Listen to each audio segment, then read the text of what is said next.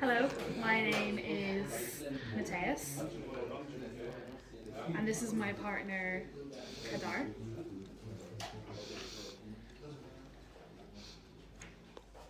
And our project is the motion sensor doorbell.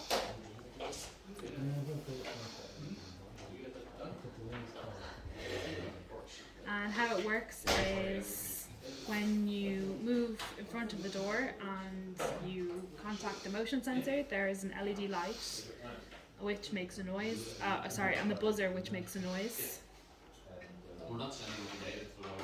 Yeah, I'll hand it over to Kadar. How do you simply demonstrate I put the buzzer frequency at 5.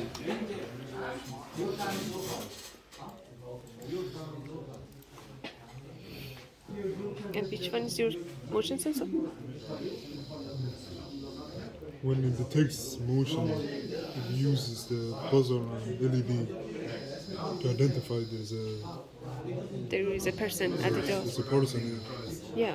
Okay, well done.